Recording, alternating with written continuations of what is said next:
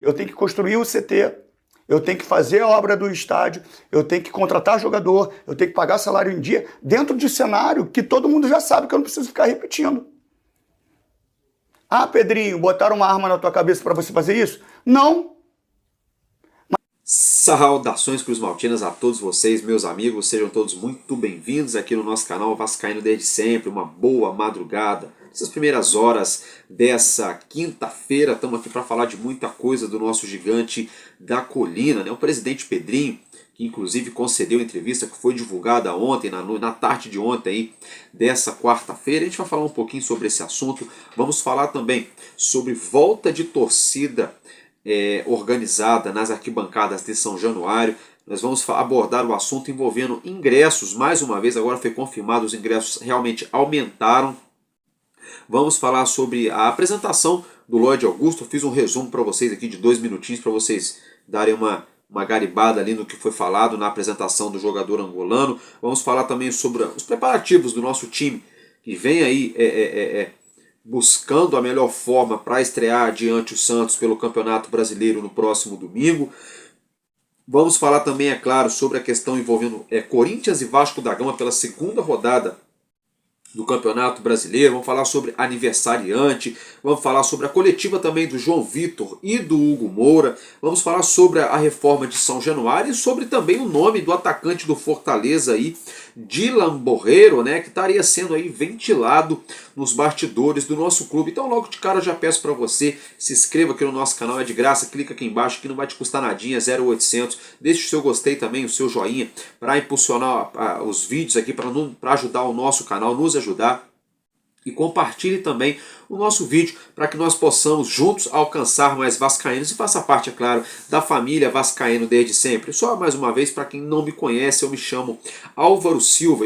É um prazer enorme que vocês deixem aí seu nome, sua cidade e o seu comentário, a sua opinião em relação aos assuntos que nós vamos abordar do Vasco nesse conteúdo. Então vamos embora, vem comigo para mais essa edição de Madruga Vasco aqui no canal Vascaíno desde sempre.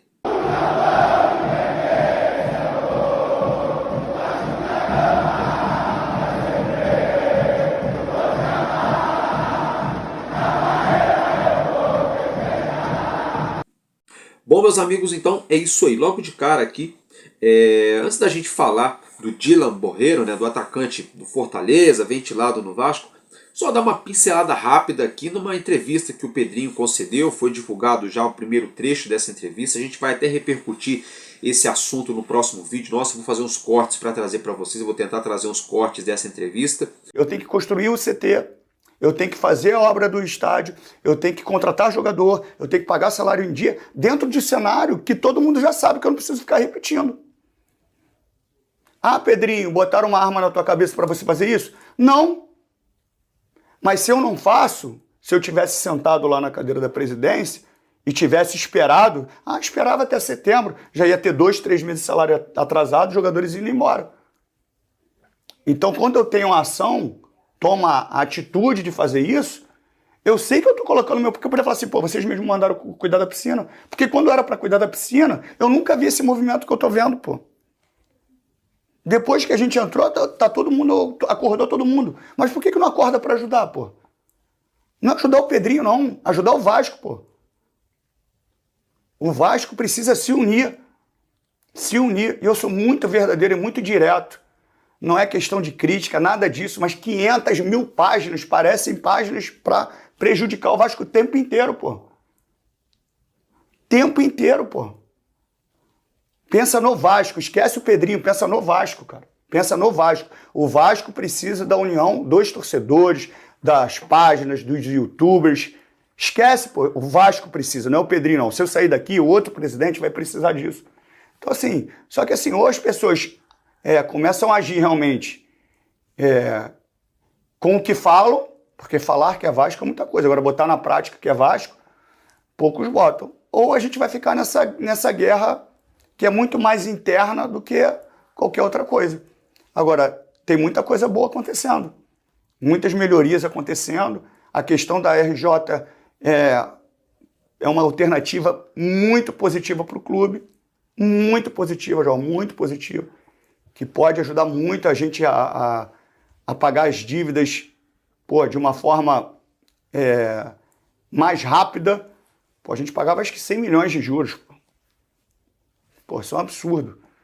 Então, assim, só em deságio, só em negociação, a gente pode cair a dívida mais do que pela metade.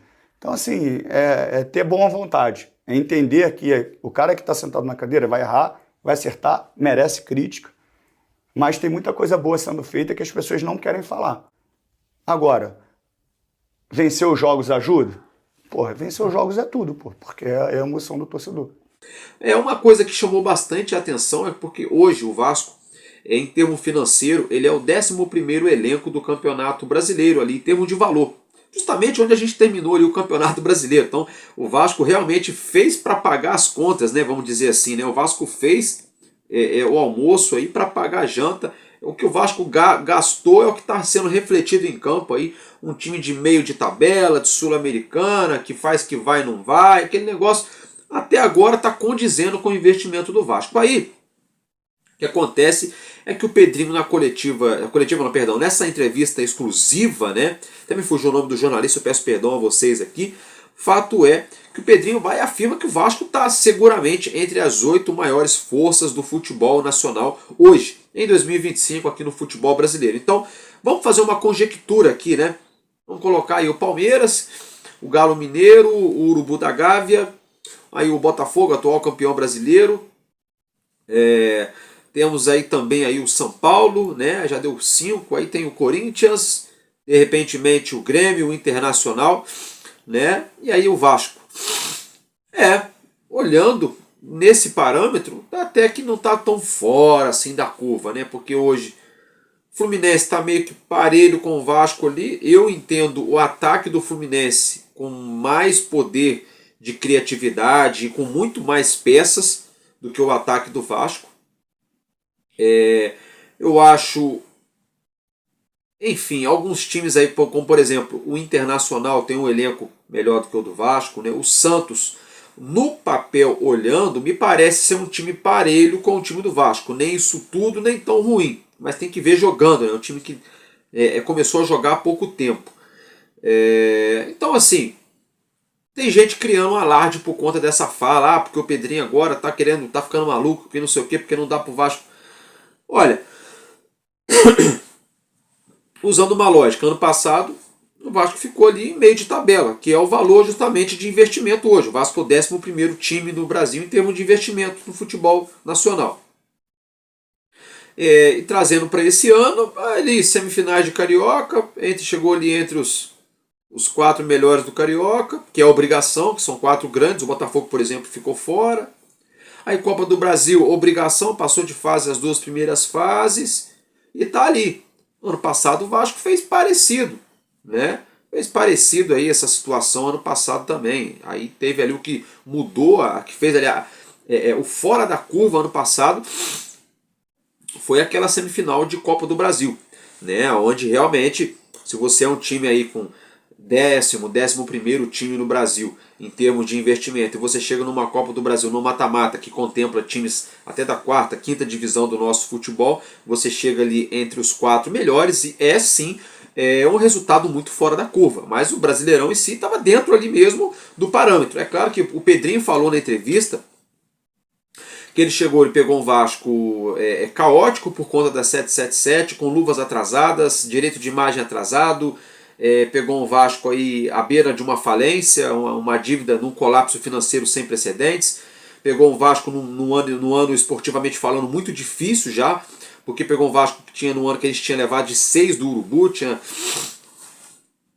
tomado ali um ano antes ali algumas goleadas no Campeonato Brasileiro, muito ali, um barril de pólvora muito grande, né? Então assim, o Pedrinho imaginava que ano passado seria muito mais caótico, que o Vasco ficaria bem mais abaixo do 10º colocado e que o Vasco não pudesse buscar o que buscou. Porém, todavia, entretanto, o Vasco buscou ali uma semifinal ali do campeonato, da Copa do Brasil, ali um meio de tabela no Campeonato Brasileiro. Então o que acontece? Isso mostra para nós torcedores que ano passado aquele discurso do Pedrinho era meramente um discurso motivacional, né? Ah, não, a gente confia no elenco, a gente confia no grupo, não sei o que, estamos trabalhando, coisa e tal. Sendo que ele mesmo hoje revela que ele temia muito pelo futuro do Vasco, esportivamente falando, dentro de campo, o que poderia acontecer com o Vasco. Então a gente já vinha para esse ano de 2025, jogando uma Série A, já consolidado, né? Ano após ano é aquela história, aquele pesadelo de segunda divisão vem sumindo das pautas noticiárias do Vasco, quase não se encaixa mais isso, graças a Deus.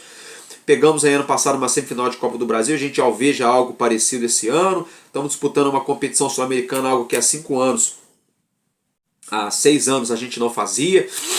Então assim, tem sim uma evolução nesse aspecto, né? Então tem gente falando, o Pedrinho é maluco, tá falando pro torcedor que dá para buscar G4, dá para buscar G6, que o time do Vasco hoje é a 8ª força, não sei o quê. Não é que ele tá maluco. Se ano passado a gente já ficou em 11º, e se esse ano a gente quer fazer melhor, você tem que projetar daí para cima mesmo, né? Se você tem um time que financeiramente é o 11º colocado e você ficou justamente no meio da tabela de um campeonato brasileiro, então agora que você trouxe ali alguns reforços e o time já está, entre aspas, mais entrosado, a lógica, é claro que o futebol não tem lógica, mas usando o caminho natural das coisas, é que a tendência é que você busque melhor. Então assim, não vejo nada demais na fala dele, né? Isso só mostra que ano passado ele estava realmente morrendo de medo das coisas darem erradas, mas deram certo, né? Agora, a gente vai ver agora quando começar as competições, o Brasileirão, a Copa do Brasil, que já começou, mas quando começar a parte mais difícil mesmo, a própria Sul-Americana, né? Aí a gente vai saber realmente qual vai ser os campeonatos do Vasco, né? Se vai ser campeonato de sobrevivência, de permanência ou um campeonato de progresso, campeonatos progressivos, onde você vai progredindo, né? Rodada após rodada ou fase a fase. Então fica aí o registro, a gente vai repercutir essa questão dessa entrevista do Pedrinho no nosso próximo conteúdo dessa quinta-feira. Eu quero falar com vocês agora sobre o atacante colombiano Dylan Borrero, né? Atacante de 23 anos, como já mencionei, colombiano, né? Perdeu totalmente o espaço lá no Fortaleza, ganhou algumas chances no ano passado. Começou jogando esse ano ali, só fez 6 jogos com a camisa do Fortaleza, lembrando que o Fortaleza não disputa só o Campeonato Cearense, mas disputa também a Copa do Nordeste e a Copa do Brasil. Então, em 3 frentes que o Fortaleza já atuou nessa temporada, o jogador ganhou apenas 6 oportunidades, né? Então, ele não é visto ali para ser titular no time do Fortaleza. Fato é que nessa temporada são só 2 jogos, perdão, são 6 jogos e só 2 assistências, né? Apenas 2 assistências, números ali, um jogador novo. Seria um jogador, torcedor, para chegar aí para compor elenco. Para jogar aí lá, sabe aquele tipo assim, vou jogar o colete para cima, quem pegar de vocês aí entra no rachão. É tipo isso, é para brigar aí, para compor vaga aí, junto com o Lloyd Augusto, com o David que está voltando, com o Adson, com o Estrela, com o próprio Verratti, com todo mundo que já tem no plantel, com o Lloyd, com o Nuno Moreira, com o Benjamin Garré. Não vejo assim, nossa, esse jogador aqui vai chegar lá do Fortaleza para brigar vaga por vaga, vai colocar o Adson no banco, o Adson vai ter que suar para recuperar espaço no time, o Verratti que se cuide, Coutinho que abre o olho. Não vejo isso, então assim, mais uma vez, é mais um nome daqueles que não é necessidade de trazer. Se é para trazer, a gente já trabalha com o que tem, né? Essa é a minha humilde opinião, sendo bem sincero com vocês aqui, direto e reto, tá, gente? Bem direto e reto mesmo. Agora vamos falar um pouco aqui sobre torcida, sobre arquibancada. O que eu quero falar com vocês, sobre a GDA, a nossa torcida Guerreiros do Almirante, que criam algumas músicas bem legais para o nosso Vasco da Gama. Eles estavam fora de São Januário, não estavam ali se reunindo para torcer na curva, né, atrás do gol, na ferradura. E a GDA, né, publicou um comunicado nas suas redes sociais com a torcida cantando justamente ali, né, que a partir já desse próximo domingo contra o Santos, a GDA volta a São Januário, volta a ficar ali na curva da ferradura cantando nossas músicas, né, para embalar, para apoiar o nosso gigante da colina. Falando em arquibancada, falando em apoiar o nosso time, falando em estreia de Campeonato Brasileiro no próximo fim de semana, temos a questão dos ingressos, né? O Vasco divulgou o informativo dos ingressos que já estão à venda para esse jogo da estreia do Brasileirão. E é o seguinte, aquilo que a gente projetou no Madruga Vasco de ontem realmente se concretizou, né? O valor dos ingressos subiram realmente algo em torno de 50%, que é o caso da arquibancada, que antes eram R$80, agora a arquibancada subiu para R$120, a área VIP subiu para 150 e as sociais subindo aí para R$180. Meus amigos, quase 200 pratas para ver um jogo nas sociais de São Januário, hein? Que mundo a gente tá, né? Então, assim, aquilo que eu falei, se é para injetar no time, se é para investir no futebol, beleza, manter salário em dia, contratar jogador, né, fazer aquilo que tem que ser feito. Agora, se é para um dinheiro para entrar, para asfixiar o torcedor, e esse dinheiro some aí no meio de tudo, a gente continua ouvindo que tem direito de imagem atrasado, continua ouvindo que precisa de jogador, a gente assistindo jogos aí com o treinador colocando jogadores que não tem nada a ver, e no contrato na janela de meio de ano, aí não vai condizer essa aumenta expressiva no valor dos ingressos. Já falei isso ontem, vou reiterar hoje novamente, não é mimimi, não é chatice, é claro, eu só tenho 80 para pagar para ir ver o Vasco, eu vou ter 120, a gente, né, dá aquele esforcinho e vai comprar o ingresso do mesmo jeito. Os caras sabendo disso, sabendo que a torcida apoia e ama e abraça o clube, fazem essa, vamos dizer assim, essa chantagemzinha emocional de dar aquela aumentada no ingresso. Não vejo nada de errado em aumentar o ingresso, tá, gente? Eu não vejo nada de errado em aumentar o ingresso, eu só quero realmente que esse dinheiro seja única e exclusivamente aí destinado para o nosso clube, para o futebol, para a pasta de futebol, porque é injustiça você arrancar o dinheiro do torcedor no ingresso para investir, para poder aplicar esse dinheiro onde o torcedor não vai ver, sabe? Eu acho que nessa questão a gente precisa sim de um afago, precisa sim de um pouco de mais de respeito, mas agora é confiar na diretoria do Vasco, o que eles estão pensando, o que eles estão imaginando em relação a isso, mas essa aumenta aí de 50%. E lembrando que o ticket médio do Vasco, o ingresso em média do Vasco no Campeonato Carioca já era o segundo ingresso mais caro do futebol brasileiro no início do ano, junto ao do Palmeiras.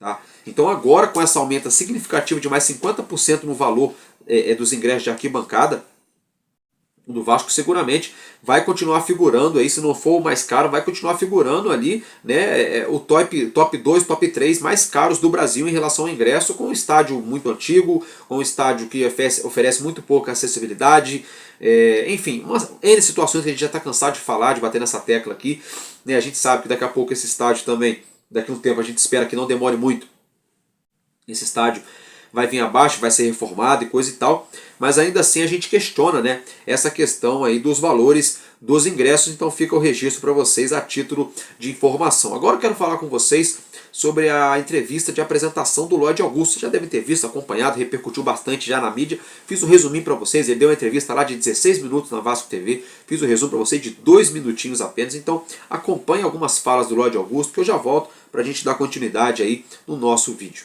A gente apresenta hoje oficialmente o Lloyd Augusto.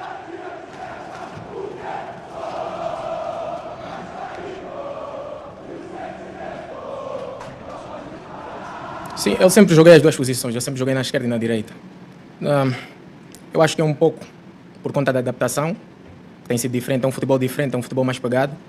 Mas eu estou aqui para jogar na posição em que o Mister escolher que eu tenha que fazer aquela função, tanto na esquerda como na direita, eu posso jogar. Eu acho que isso não é um fator que faça eu dizer que os poucos minutos que eu tive, se eu joguei mal ou bem, é por conta disso, da posição, não. Não é. É porque quando eu era mais novo, tinha aquele projeto de buscar jogadores jovens em Angola. E um dos primeiros foi o Geraldo, que foi para o Curitiba.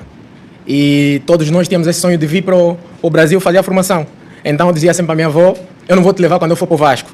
E isso ficou para sempre, até quando eu assinei e estavam a fazer a negociação, os meus irmãos disseram, o Lloyd já dizia que não vai te levar para o Vasco, não sei o quê. E quando eu tive a oportunidade de vir para o Gigante, que é o Vasco, esse clube, eu não hesitei, quis logo. Foi uma pergunta longa. Não gravei muita coisa. Eu não tinha noção de que a live ia repercutir do jeito que repercutiu. E eu também não tinha noção que eu seria abraçado do jeito que eu fui. Mas é que eu digo sempre, aconteceu, são responsabilidades minhas, fui eu quem criei, então tenho que aguentar com isso. Só. Prometo esforço, dedicação, trabalho, porque isso não é sobre o Lloyd, sobre um outro jogador, é sobre o grupo em si. sobre a equipa. Então eu prometo esforço, dedicação, profissionalismo e só isso. Bom, então como vocês acompanharam, né, o nosso Lloyd Augusto falando, né, ele falou sobre a posição dele, né, onde ele joga. Ele falou que não vai colocar a culpa se ele jogou na esquerda, se vai jogar na direita, ele está ali para tentar ajudar o Vasco, né? Ele falou sobre o posicionamento dele em campo, né? Falou sobre o que é jogar no Vasco, falou que escutava já dele, a vovó dele falando, né? Do Vasco da Gama, da inclusão, da luta pelo Vasco, né? Desde garoto ele já falava com a avó dele, desde pequeno ele falava assim: olha, vovó, eu vou para o Brasil, para o Vasco, não vou levar a senhora, né? Quando ela brincava com ele ali na infância dele. Então a gente vê que é algo da infância do Lloyd Augusto. Ele que viu muito ali a era do futebol de Edmundo, Romário, Bebeto, né? Então o próprio Lloyd se mostrou muito entendedor do que é Vasco da Gama. Isso é legal. Falou sobre o torcedor também, né? Que o torcedor tem direito de cobrar, de vaiar, de tudo, ele tá ali para jogar bola. E falou também sobre a adaptação dele, né? Aqui no futebol brasileiro, no calor, na temperatura, né? E também falou sobre a questão dele ser chamado de artista, né, onde ele mesmo se colocou esse apelido aí numa live, né? Então assim, fica aí o registro para vocês da entrevista de apresentação do Lloyd Augusto. Agora eu quero falar com vocês aqui, meus amigos, sobre o nosso time, né? O nosso time está treinando, está se preparando no CT Moacir Barbosa. Alguns vídeos foram divulgados pelo Vasco nessa última quarta-feira, já com o intuito aí de finalizar esses preparativos, né? O Vasco aí buscando a melhor forma para estrear na competição de mata-mata do nosso país, mais importante, com o pé direito, com êxito, né? Que é com vitória, jogando diante de seu torcedor na sua casa. Fato é, meus amigos, que o goleiro Léo Jardim treinou e treinou bem. O Adson vem treinando muito bem também. Felipe Coutinho voltou a treinar com o elenco principal e Tietê também. Então, ao que tudo indica, Léo Jardim, Adson, Felipe Coutinho e Tietê devem ser relacionados para o jogo do próximo fim de semana contra o Santos, tá, gente? Fica aí esse registro, né? O Neymar não vai para o jogo. Informação que nós temos que vem de São Paulo é que o Neymar está fora desse jogo, ele não está 100% recuperado ainda da lesão que teve mais ou menos aí uns 20 dias atrás. Com isso, né,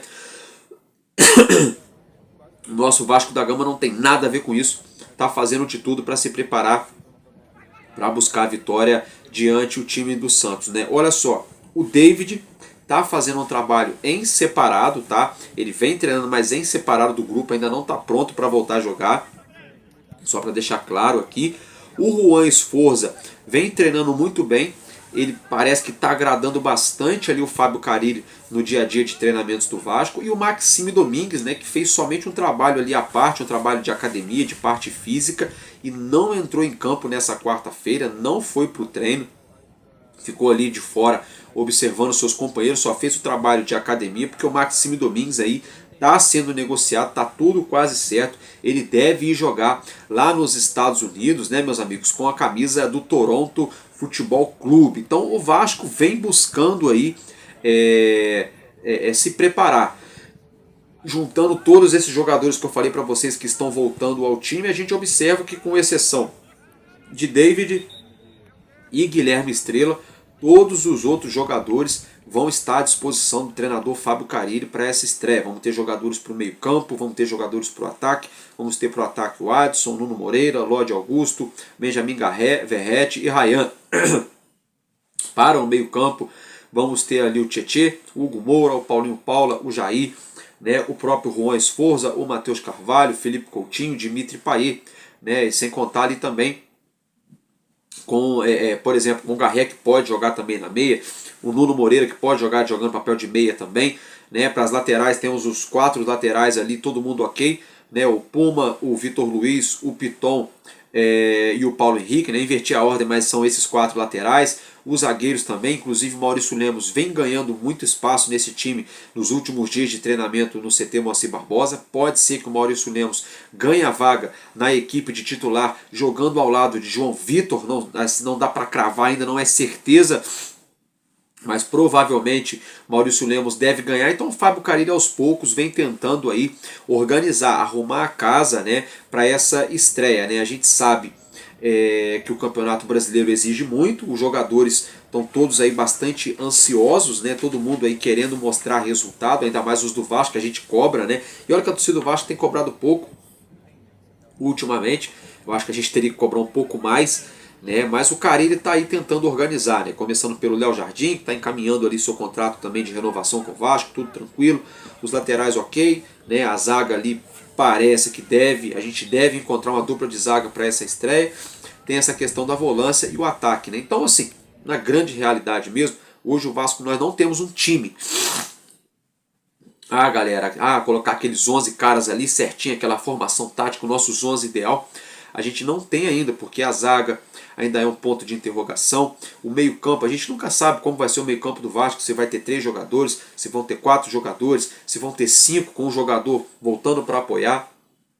A gente nunca sabe o ataque, se vai ser só o Verratti ali sozinho na área, se vão ser mais 2 homens de lado de campo, se vão ter 2 homens ali atrás do Verratti jogando como meias, armadores. Então tudo isso é papel do Carille. E eu acho que nesse quesito ele está deixando muito a desejar desde quando chegou no Vasco, porque a gente não viu nada disso. Cada jogo é uma formação diferente, cada jogo é um esquema diferente, é um time diferente. Um jogo ele começa com Hugo Moura, Jair e Paulinho, no outro jogo ele já começa com Hugo Moura, Tietê e Coutinho, no outro jogo ele já começa com Tietê, Coutinho e Jair, no outro jogo ele já começa, sabe como é que é? Aí num jogo é Verratti e Ryan, no outro jogo é Verratti, Ryan e Nuno, no outro jogo é Verratti, Nuno e Garré, aí no outro jogo já, sabe? Então fica essa meio que salada, né? Então isso que é um pouco complicado, e é o trabalho do Carille, encontrar essa formação, achar os melhores, né? Não é possível que de 35, 37, 40, quase 40 jogadores, você não tem aí 11 que você fala assim, ó, esses aqui, ó, de olho fechado são os nossos melhores. A gente não tem ainda. Por quê? Porque o Carille ainda não conseguiu achar uma forma do Vasco jogar. Porque quando o Vasco achar um jeito de jogar, um jeito de se postar em campo, automaticamente quando você tem um futebol conjunto encaixado, você começa a sobressair o futebol individual de cada jogador. O goleiro começa a aparecer melhor quando a defesa, quando o meio campo está mais encaixadinho. O goleiro pouco aparece, quando aparece na hora certa.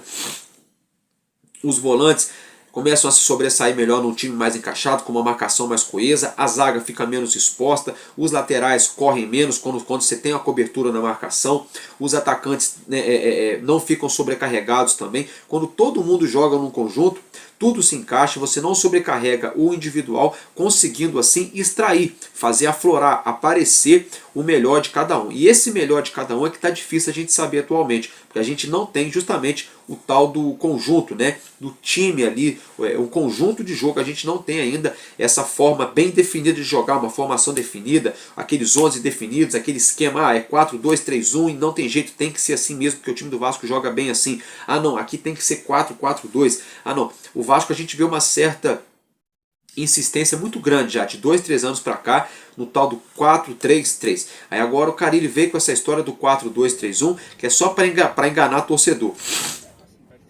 Que no final das contas dá na mesma.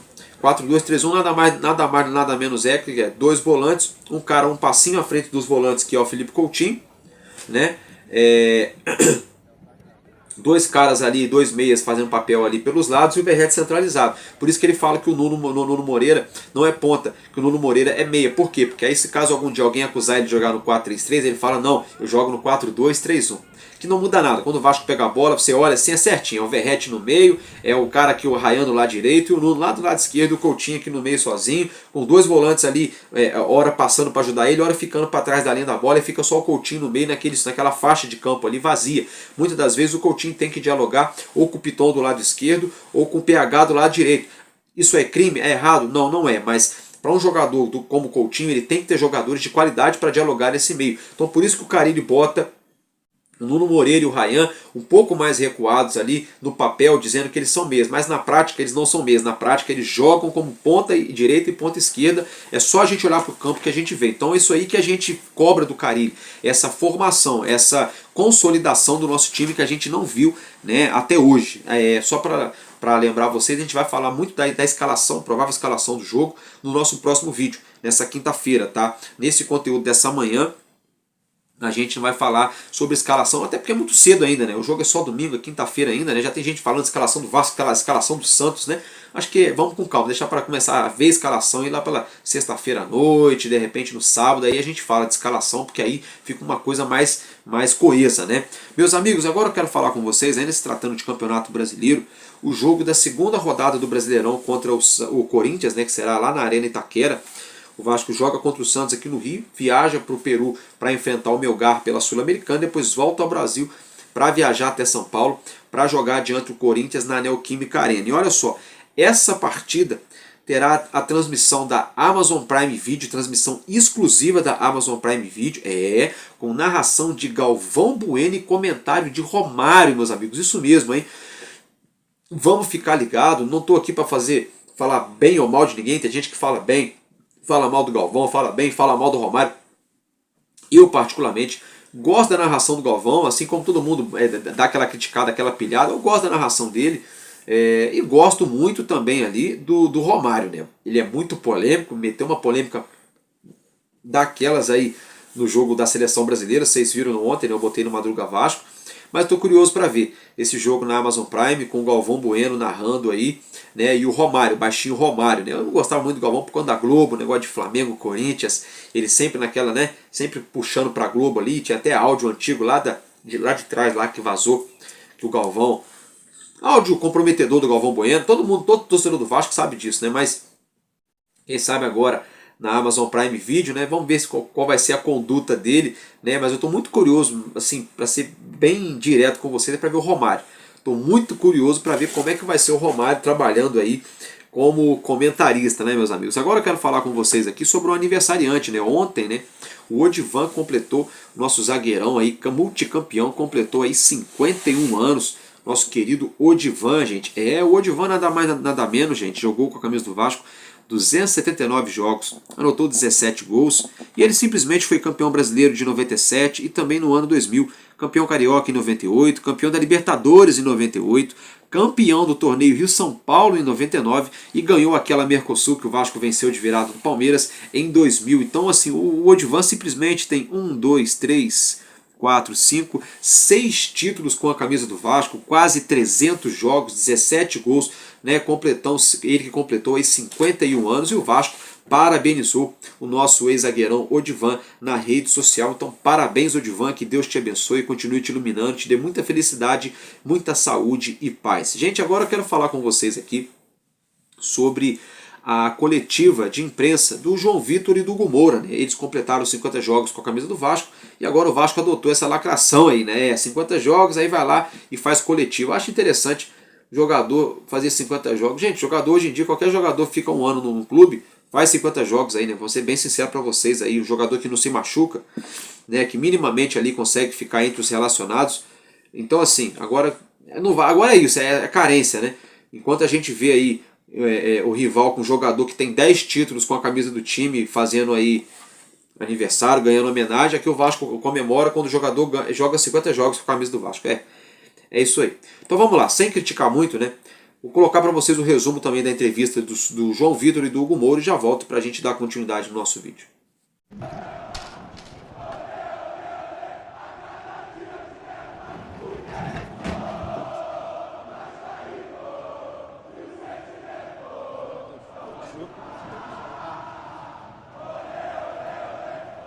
Boa tarde. Eu acho que minha passagem teve um pouco de oscilação. Como todos sabem, no começo tive muitas expulsões, mas acho que conforme o tempo foi passando, acho que as coisas foram evoluindo. Eu acho que hoje eu estou muito mais capacitado e muito mais adaptado aqui no Vasco e tenho certeza que esse ano vai ser um ano de muito trabalho, muita dedicação e de vitórias. Sobre os campeonatos difíceis, o Campeonato Carioca a gente entrou em busca do título, infelizmente não aconteceu. Serviu um bom parâmetro para que a gente tenha que melhorar, porque o Brasileiro é um campeonato muito difícil, um campeonato que deixar uma vitória escapar pode custar muito caro para a gente. E a Sul-Americana, um campeonato que o Vasco não vinha disputando há um bom tempo. A gente está muito feliz em disputar, a gente vai dar nosso máximo, como eu disse também no Brasileiro. E a gente sabe que vai ser jogos difíceis, jogos em altitude, mas que a gente vai ter que superar essa altitude, superar o adversário e ganhar o jogo. Em relação ao Brasileiro, é o que eu falei, a gente tem que manter o mínimo de oscilação possível para que a gente consiga fazer um bom Brasileiro e não sofrer em abaixamento, e sim buscar lá em cima na tabela. E ano passado a gente sabe que a gente poderia chegar mais lá em cima na tabela no Brasileiro. Acho que deixou uns 2, 3 jogos escapar ali que não pode. Porque se a gente chega numa Libertadores, a gente poderia estar bem melhor, né? Porque jogar uma competição tão grande igual a Libertadores, não que a Sul-Americana não seja, mas a gente tem que ter uma ambição de chegar ao topo. E eu acho que ano passado faltou um pouquinho para a gente conquistar esse objetivo e faltou um pouquinho também na Copa do Brasil para chegar na final.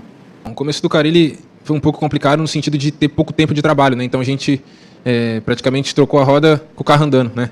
Agora nessas 3 semanas realmente que ele teve muito tempo de trabalho, eu acho que as coisas começaram a fluir realmente. Uma coisa que me incomodava um pouco era a questão da saída de bola, porque isso passa muito pela zaga ali, pelo setor defensivo. E hoje eu vejo a gente muito mais eficaz, sabe? Errando muito menos. Então, para mim, essa foi a principal mudança, né? Que eu sentia dificuldade ali no começo do trabalho. E hoje já vejo que tem uma melhora muito grande. Sem dúvida, ficou para trás. Ali foi algo que ocorreu. Ele falou o que ele queria, eu falei o que eu queria e pronto, acabou. Acho que não tem por que ninguém ficar bravo. Todo mundo tem o direito de falar e é isso. Mas é jogo em casa, né? Então a gente tem que começar bem, uma estreia boa. Independente do Neymar ou não, acho que a gente tem que sair de lá com os 3 pontos. A gente queria sim ter ganhado o Carioca, não vamos falar que é uma fase de preparação que a gente queria sim ter ganhado o Carioca, mas já foi, não conseguimos ganhar, o adversário hoje está superior a gente, infelizmente, e faz parte. Agora focar nos campeonatos que tem pela frente, o Campeonato Brasileiro e a Sul-Americana são grandes campeonatos pra gente, a gente almeja sim conquistar o título, a gente sabe que vai ser difícil, que vão ter adversidades que a gente vai ter que superar, mas o nosso grupo está preparado, acho que o nosso grupo cada vez mais está com jogadores capacitados para entrar, tanto quem está titular quanto quem começa no banco de reservas, e eu tenho certeza que vai ser um ano muito mais tranquilo e um ano de realmente em busca de títulos. Realmente, o Campeonato Brasileiro é um campeonato muito difícil, eu acho que o que diferencia ali, claro que tem grandes elencos aí com valores altíssimos em folha salarial e tudo mais, mas o Campeonato Brasileiro, quem erra menos, consegue se manter lá em cima. Então, é um jogo que quanto menos a gente oscilar, quanto menos a gente errar, e principalmente não perder jogo em casa, isso faz total diferença. Então, a gente ganhando jogos em casa e fora de casa buscando um empate ou a vitória, pensando nesse cenário, e nunca perder, faz com que a gente se mantenha lá em cima da tabela. A gente sabe que numa sequência de jogos a gente não tem tempo para treinar, a gente sabe que tem jogo sábado ou domingo ou quarta e fica muito difícil de treinar porque tem que estar 2 dias pós-jogos, 48 horas tem que estar descansado. Eu acho que pós-Carioca, acho que esses treinamentos estão sendo servidos muito de êxito para nós, porque ainda mais o pessoal que chegou com o Carioca já estava quase na semifinal, então pegou o jogo rolando, então fica muito difícil da gente ter entendimento também deles, sabe que vem de outro país, mas agora eu acho que a gente está bem entrosado, acho que a gente está fazendo uma boa preparação e também fizemos 2 períodos e acho que a gente está bem fisicamente, mentalmente para chegar e fazer uma boa temporada. Estou dizendo aqui, eu acho que nessas 3 semanas o professor Fábio Carille conseguiu implementar sim o modelo de jogo dele, o que ele pensa ao longo da temporada. A questão física é um pouco complicado no sentido de quando o time fica um pouco sem a bola, a gente corre muito sem a bola, é óbvio que a gente vai sentir. Isso não é só a gente. Qualquer time ficar sem a bola vai sentir. Damos prova, o Brasil ontem ficou sem a bola, correram, não conseguiram fazer nada. Então, assim, a gente teve 3 semanas, a gente intensificou os treinos físicos, sim, que tinha uma cobrança, e ele também tinha reparado nisso. E eu tenho certeza que agora a gente está muito mais bem fisicamente. Como eu disse, a gente treinou alguns treinos aí, 2 períodos, para que isso intensificasse mais nosso fôlego, nosso gás, nossa intensidade mesmo nos treinos. Então, acho que a gente está mais preparado. Como vocês viram, vocês acompanharam, né? Eles falaram de várias coisas, né? Falaram sobre os seus 50 jogos com a camisa do Vasco, falaram sobre Sul-Americana, sobre o Campeonato Brasileiro, sobre jogar na altitude, falaram também sobre o que esperar do Vasco nesse ano, sobre o que esperar deles, né? Nessa temporada de 2025. Falaram também sobre o treinador Fábio Carille, em especial também o João Vitor, e sobre a parte física, né? Eu gostei que eles foram arrochados ali, apertados na questão de forma física, né? Assim, respostas bem burocráticas, bem nada demais, nada de outro mundo, nada contra os 2 jogadores também, né? São 2 jogadores que treinam, que trabalham, que estão ali buscando dia após dia vestir a camisa do Vasco. Agora eu quero saber de quando virou o ano até aqui, a única coisa que valeu pra mim, sabe o que foi? Do Réveillon pra cá, sabe o que foi pra mim, meus amigos? O aniversário da minha mãe, que foi em janeiro, o da minha irmã, que foi em fevereiro, pra ser bem sincero pra vocês aqui, entendeu? E as coisas boas na minha vida pessoal que acontecem, porque assim, do Vasco vai começar a temporada agora. Pra ser bem sincero pra vocês, se ganha o Campeonato Carioca, eu estaria muito feliz de ganhar o Campeonato Carioca, mas justamente porque não ganhou e da forma que foi, ali pra mim já foi um caos. Copa do Brasil é obrigação, então quando é obrigação não entra em nada fora da curva para me agradar. Então para o Vasco começar a me agradar é agora. Campeonato Brasileiro em diante. Brasileiro, Copa do Brasil, Sul-Americana. Agora é a hora. Então, tudo que João Vitor e Hugo Moura falaram, nada contra eles, concordo com o que eles falaram também, só que para mim, não estou muito preocupado. Eu estou preocupado com o que eles vão fazer dentro de campo.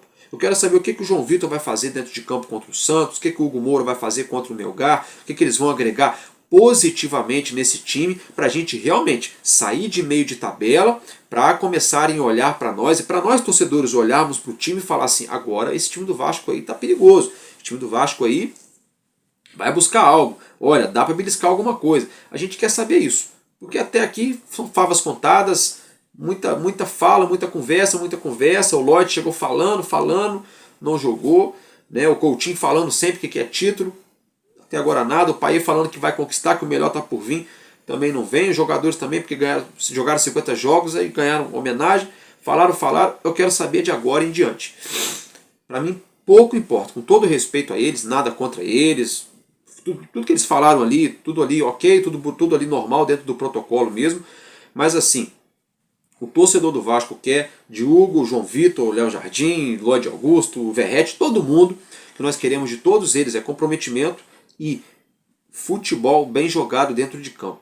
Se não der para jogar um futebol bem jogado, então tenta ganhar jogando feio, sabe? Aquele jogo que está perdendo, busca um empate, aquele jogo que está ganhando, mantém a vitória, nem que for 1-0, jogando feio, dando o bico para fora, porque o que não pode é a gente passar, né, nervoso. Conseguiu alcançar uma sequência de vitórias, aí começa a pensar em jogar bonito, aí começa a pensar em fazer uma jogada diferente, a trocar uma peça aqui, ajeitar ali, beleza, mas enquanto isso é resultado, tá? É resultado. Já falei e vou falar novamente, se o Vasco faz 1-0 na estreia do Brasileirão, ótimo, se faz 1-0 contra o Melgar, ótimo, se ganha de 1-0 contra o Corinthians, ótimo, e tá lindo. E tá lindo, não precisa ganhar 2, 3, 4, 5 gols. É claro que se a gente conseguir ganhar, é sempre maravilhoso. Mas o que eu quero dizer é que o que a gente quer do Vasco é o mínimo.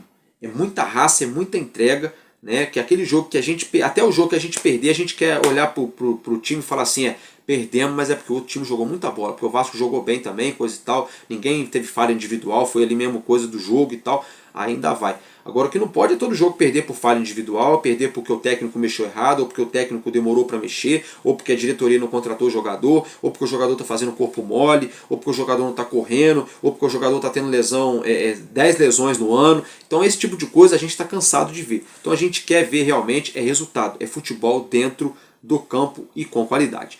Agora, meus amigos, eu quero falar com vocês aqui sobre mais um pouco, né, uma série documental, virou quase uma novelinha aí, São Januário, né, a novela São Januário, aos poucos vão sendo divulgados aí, né, em doses homeopáticas, né, a entrevista do vice-presidente geral Renato Brito, né, ele que está à frente do potencial construtivo da reforma de São Januário. Então eu quero que vocês acompanhem mais um trechinho que eu separei para vocês do Renato Brito falando, para vocês entenderem mais do que está acontecendo, que a gente já volta para falar, né, nessa nossa série aí, falando do nosso estádio de São Januário. A burocracia não tem muito mais a se fazer, sendo bem sincero, porque a pior parte da burocracia foi a parte legal. Agora, o problema as questões principais são a abertura da SPE, que são esses passos que eu expliquei, mas são passos curtos, na verdade, né? Tenho certeza que o presidente João Risch e o presidente Alain Belassena vão ser sensíveis ao tema e vão designar as reuniões com a maior brevidade possível, né, dentro do que o Estatuto permite, e ajustar a questão do financiamento. Eu acho que, estruturando a questão financeira, repito, a gente não quer que daqui a pouco o Vasco tenha um elefante branco com uma dívida de R$ 1 bilhão e se torne um clube sustentável. Não é isso que vai... Como a gente já viu acontecer exatamente, não é isso que vai ser feito. Por isso que a gente tem... Sei que cautela é uma palavra que a gente gera calafrios para a torcida do Vasco. Eu sei disso. Mas ela às vezes é precisa. Então, a gente não vai fazer isso. Você pode ter certeza que isso não vai acontecer. Vai ser uma coisa, obviamente, programada, muito com base no dinheiro que vai ser gerado pelo potencial construtivo e com base nessas... Isso é uma ótima pergunta, Vanessa. Lembra que a lei prevê a criação da SPE, Sociedade de Propósito Específico. Essa SPE ela vai ter que abrir uma conta garantia, que certamente vai ser com esse banco de investimento que a gente está trazendo como parceiro. O que é a conta garantia? É uma conta que você não acessa. Então, ou seja, esse dinheiro não vai para a conta do Vasco, do CRVG. Vai para a conta da SPE, conta garantia. Como é que funciona? Digamos que o Vasco, se Deus quiser, venda amanhã os 280 mil metros de potencial construtivo. E aí, bum, a construtora lá paga à vista, tá tudo certo, a gente estoura champanhe, maravilha. Esse dinheiro vai para essa conta. Aí o Vasco pode pegar o dinheiro todo e sair construindo estádio? Não, não pode. A lei prevê uma medição. O Vasco pode ter acesso, num primeiro momento, a 20% do dinheiro. Para fazer o quê? Para fazer tudo que seja inerente à obra. Então, ou seja, pode contratar jogador? Não, não pode. Mas pode pagar advogado, pode pagar arquiteto, pode pagar engenheiro, pode pagar colaborador de obra, pode comprar tijolo, pode pagar a taxa de administração do fundo, pode pagar a empresa de consultoria que vai fazer o planejamento estratégico. Tudo que seja inerente à obra pode. O que não tenha nenhum tipo de relação com a obra, não pode. Aí, beleza. Então, a gente apresentou o planejamento estratégico para a prefeitura e diz lá, ó, os primeiros 20% são, vamos demolir uma parte, vamos fazer fundação e vamos pagar o arquiteto. Aí, prefeitura, ó, estamos comprovando que demolimos X áreas, fizemos a fundação e contratamos o arquiteto. A prefeitura, beleza, está cumprindo 20%. Você pode ter acesso a mais 20%. A gente sempre, na verdade, está 20% na frente, né? Porque, qual seria a lógica? Aliás, até é importante você falar, foi mais uma vitória que a gente conseguiu. Porque a lei inicial, você começava com 0. A gente fala assim, mas como é que a gente vai começar a obra? A gente não tem dinheiro com 0, né? Então, me dá um voto de confiança, né? Deixa eu pegar 20%. Então, a gente está sempre 20% na frente, mas sempre de acordo com a medição. Então, você chega lá com 60%. E a gente vai assim, com 60% da obra, vai ter que estar pronto uma parte da arquibancada. Se não tiver pronto, a gente não pega o resto do dinheiro, até ficar pronto. Isso é uma coisa até muito comum em financiamento de obra de incorporação imobiliária em geral, é uma forma de garantia. Até para a gente ter certeza que o dinheiro está sendo investido no que deve ser investido. Exatamente isso. Que é a obra. Isso é importante porque gera uma segurança para o Tá Vasco. contas, né? Assim, isso. No processo você vai prestando contas. Consegui, finalizei isso aqui. Isso. Essa parte aqui está pronta. Porque assim, muita gente fala assim, que é dinheiro público. Não é um dinheiro público. É um dinheiro do Vasco. O Vasco, por ser o proprietário do terreno, e vários outros proprietários de terreno têm direito a isso, tem o direito de vender o seu potencial construtivo, né, que é o seu direito de construir. Só que esse direito decorreu de uma previsão legal.